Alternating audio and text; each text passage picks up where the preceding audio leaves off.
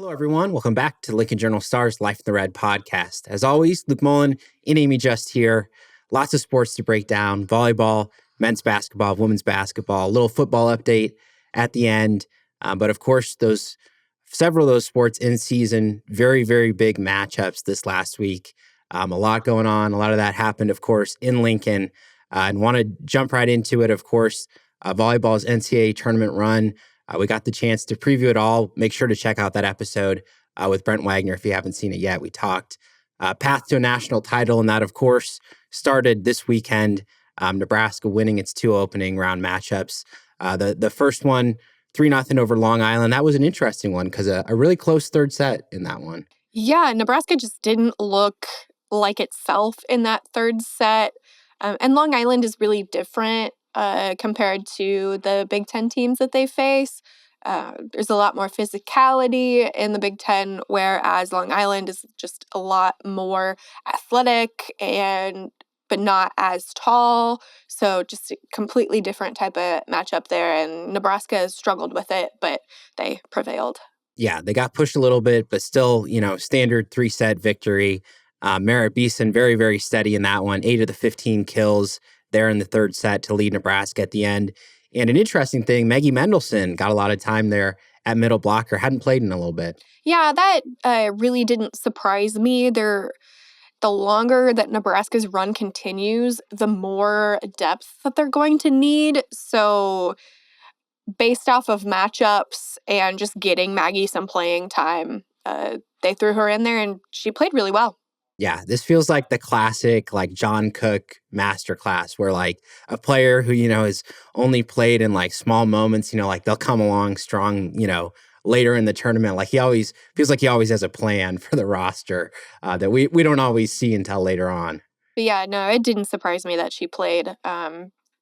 They could very well need her down the stretch, especially if one of the middles is having a rough day. Gotta have the opportunity to sub her in, maybe. So got to keep everybody ready. And I think that was part of Cook getting her ready for the potential that she'll need to play down the stretch. Good point. Yeah, definitely. And next matchup against the second round, Nebraska playing against Missouri. Another 3-0 win, 25-14, 25-19, 25-21, those 3 sets. Nebraska officially punching its ticket to the Sweet 16 for the 12th season in a row. Big time achievement there. Well done, of course. And the way that they got it done, Huskers hit 264, held Missouri to .089 hitting. Becca Alec, 8 blocks, a really good defensive performance overall. Yeah. Becca came back in after not playing the day before and really came out and played really well defensively. When she was given the opportunity on offense, she played well too. That's one of the concerns that I had from that one is just Nebraska was out of system so much against Missouri that they really didn't go to the middle. So Andy Jackson and Becca Alec didn't have a whole lot of opportunity for swings, but hoping that'll change this week. But yeah, we'll see. Yeah, Merritt Beeson also very efficient in that one. She's been an efficient hitter all season, certainly was the case this weekend. So Nebraska taking care of business, advancing to the Sweet 16. Those will be hosted, of course, in the Devaney Center as well. The matchups for that, these are the AVCA rankings. Number 1, Nebraska playing number 12, Georgia Tech, 1 p.m. Thursday. That's kind of a rough time slot. It is, but beggars can't be choosers. You look at all of the gripes about the first and second round matches. Yeah, they were at good times, but they were all on ESPN Plus because ESPN had other programming that they were airing, like the Women's College Cup matches, which are the Final Four for women's soccer, and then some other things going on. And so when ESPN wants to give the attention and air 8 matches on one day, you only have so many time slots. So, look, I'm not defending ESPN here. I do not like having the number 1 team in the country play at 1 p.m. I am with the fans on that. But what are you going to do, right? Yep. There's only so much airtime to get these matches on. And yeah, you got to start at 11. And Creighton is playing in that 11 a.m. game, like Nebraska did last year in the Sweet 16 when they were playing Oregon in Louisville. So there's no real winning here. Somebody has to play in those early matches if they do want to keep doing this Sweet 16 every match on the same day, and then the Elite Eight, all 4 of those matches on the same day. But yeah, no. Look, I hate it too, but if we want these matches to be televised, we got to put them somewhere. Yeah, it is great to get the national TV broadcasts. And, I was thinking, it stinks for the fans that, are going to be trying to, figure out what they need to do to get to the Devaney. But take a long lunch, everybody. But it's great for everybody else who's going to be, maybe at work, need to kill some time, watch a little volleyball action. That sounds like a pretty good Thursday afternoon to me. And of course, that Nebraska-Georgia Tech matchup, that will be followed by the other Sweet 16 matchup in the region, number 9 Arkansas, number 8 Kentucky, 3:30 p.m. Those 2 matchups winners advance to the Elite Eight. That will be played Saturday, 5 p.m. See how that shakes out. But of course, Nebraska did play Kentucky earlier in the year, but both them and Arkansas having great seasons. So yeah, and Kentucky, like we talked about in the podcast with Brent last week, yes, Nebraska played Kentucky earlier this season, but Kentucky just looks like an entirely different team now. They've been really hot, and either one of those teams will be a tough matchup for Nebraska. Yeah, be very interested. If Nebraska wins on Thursday. I know. I was going to say we're still in that hypothetical range, but obviously it's at the point in the tournament where these matchups do get very difficult. As opposed to those first 2 sweeps that Nebraska pulled out, could be a little bit tougher test this upcoming weekend. Again, Thursday, Saturday, those 2 matchups there as Nebraska continues its NCAA tournament run. But some honors to talk about here. Of course, there's been a lot. We talked about the Big Ten Awards last week. Well, this time the AVCA regional honors were announced on Tuesday, and several Huskers, Merritt Beeson, Lexi Rodriguez, Becca Alec, Harper Murray, Bergen Riley, and Andy Jackson all made the all-region team, which means they're eligible for All-American status. Yeah, it's been a while since they've had 6. Which is crazy. John Cook, also Coach of the Year for the region, so he's up for national awards again as well. And then with Beeson, she was Player of the Year for the region, and Harper Murray was Freshman of the Year for the region. So incredible showing for them, not a surprise. But yeah, they keep going. And for those curious, Wisconsin is in the Northeast region, not the North region. Yeah. I was going to say, you're having a pretty good year when you've got pretty much the whole starting lineup there on the all region team. So really, really well done for all those players. Again, fantastic seasons. We talked about that a little bit more in depth last week, but make sure to follow along. Of course, Brent and Amie will be there, making sure that the Sweet 16, perhaps Elite Eight, well covered. So that action will take place again at the Devaney Center. But some basketball updates. Women's basketball and men's basketball teams, both some important non-conference matchups taking place. For the women's basketball team, it was a 2-0 week. Went 77-53 over Florida Atlantic and 80-72 victory over Georgia Tech. That FAU win, great game from the bigs. Alexis Markowski, 18 points, 10 boards, and Natalie Potts, 12-12. Both double-doubles from the both of them in that win. Yeah, Natalie Potts has been really fun to watch. And Alexis has been too, right? But just seeing a freshman be able to ball out the way that she is, like Alexis did her freshman year, I was just going to say that, has been really cool. And they've both been really important to what Nebraska's been doing. Yeah, I think it's great to see, too, because I felt like there's a lot of pressure on Markowski at times, like last year. And in the past, just as that dominant post player, there was like, you got to be out there, the whole game rebounding. I mean, Potts is rebounding at a high level, big interior presence as well. So they work very well together. But it was a different type of challenge there against Georgia Tech. Really ugly shooting start. Nebraska trailed 42-27 in the third quarter before ripping off a massive 40-15 run that put them up by 10. It was, close end of things. But how about the effort that they showed to overcome that really tough shooting start? Yeah, I was at that game. I got there at the end of the first quarter, and the vibes in PBA were not great.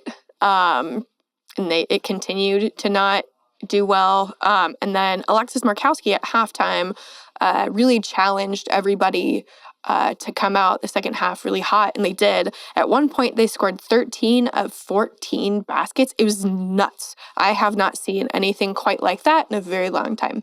And they were just taking smart shots, and they were being really disciplined with what they were doing. And Georgia Tech just could not figure it out.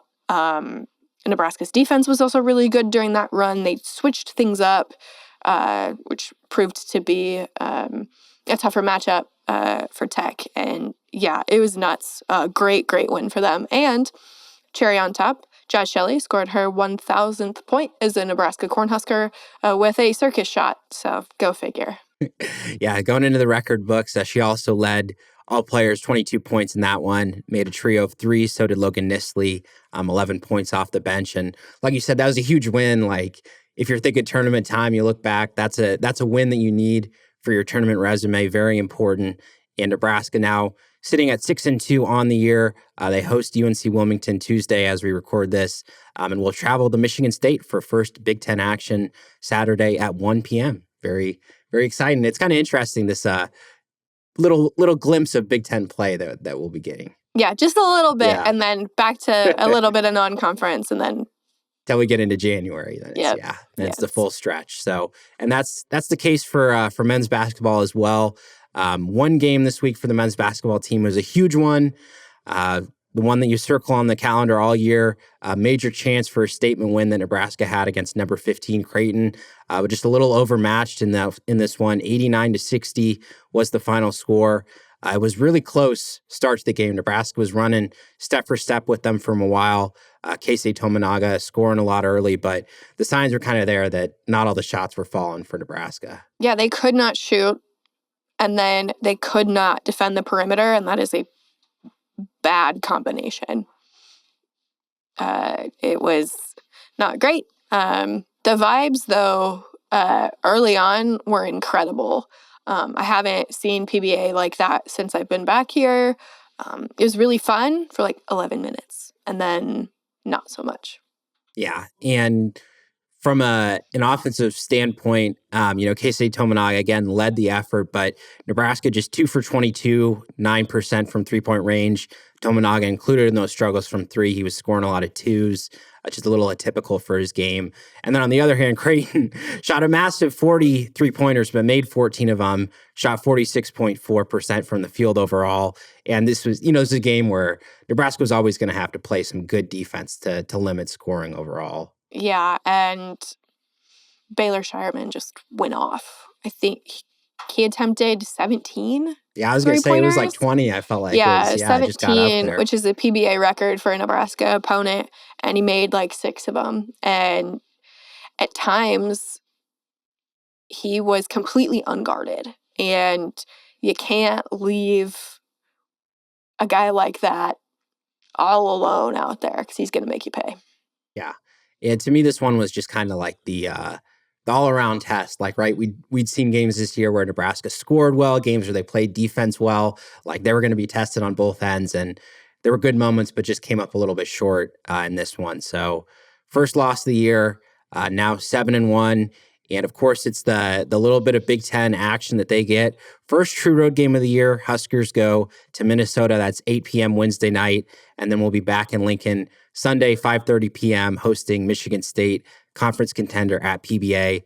Pretty tough 2-game stretch here to start things off. Yeah, and it's a down year for Michigan State. Yep. So this would be a really good one for Nebraska to win. Obviously, they got to get through Minnesota at the barn first. But yeah, I was doing just a quick cursory search at what this stretch looked like, thinking, Michigan State's got to be ranked. Nope, they're not right now. So yeah, lost a couple matchups, and yeah, I think they're James still receiving Madison, votes. I think, is one that they lost early in the year. Yeah, shout out to the Dukes. What a great year for those guys. No kidding. So yeah, some Big Ten action coming up, both the men's and women's teams. Those are your basketball updates, and of course, there's still some stuff going on in football. That every day of the never year ends. Yep, every day of the year, there's something going on with football. And, we have an update because last episode, we talked about the offseason to-do list. Number one on that list, keep Tony White. That's secured. Yeah, they restructured his contract, gave him a massive raise from $1 million to $1.6 million annually, which not bad. Not too shabby. I'd take that. Yeah, me too. So that secures his status here. Obviously, as we talked about before, his name was being floated for several different jobs, but he's staying here.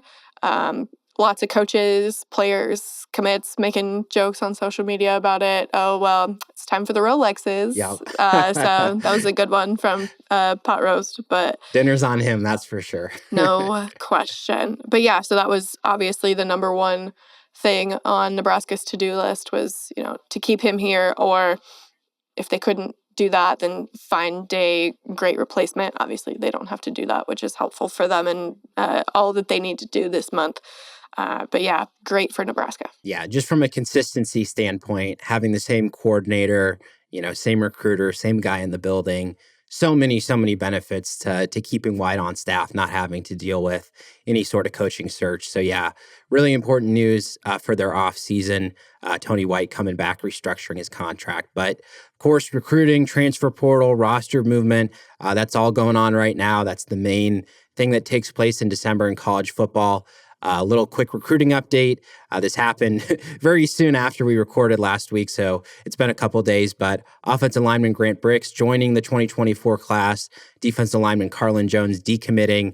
Husker coaches out on the road this week, so perhaps looking to find a different defensive line replacement for Jones there, but really good news with Bricks. I mean, he's one of the top offensive tackle prospects in the whole country. Alabama was heavily looking at him for a while.